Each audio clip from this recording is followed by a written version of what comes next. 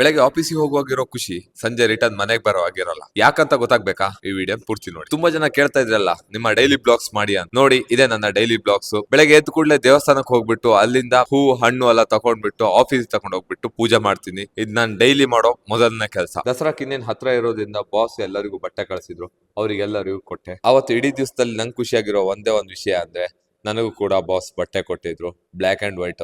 ತುಂಬಾ ಚೆನ್ನಾಗಿತ್ತು, ಖುಷಿ ಆಯ್ತು. ಅವತ್ ಸಂಜೆ ಆಫೀಸ್ ಬೇಗ ಮುಗೀತು, ಹಾಗಂತ ನನ್ ದಿನ ಇನ್ನು ಮುಗ್ದಿಲ್ಲ. ತುಂಬಾ ಜನ ಹೇಳ್ತಾರೆ ಬೆಂಗಳೂರಲ್ಲಿ 6 ಗಂಟೆ 8 ಗಂಟೆ ಮೇಲೆ ಲೈಫ್ ಸ್ಟಾರ್ಟ್ ಆಗುತ್ತೆ ಅಂತ.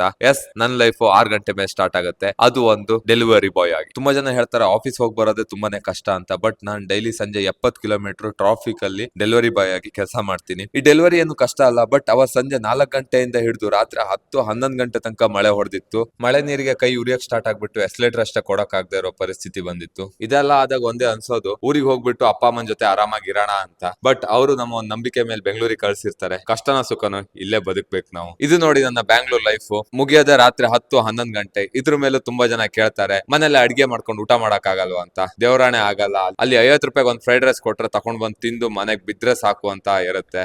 ಇದು ಕತೆ ಅಲ್ಲ, ಜೀವನ.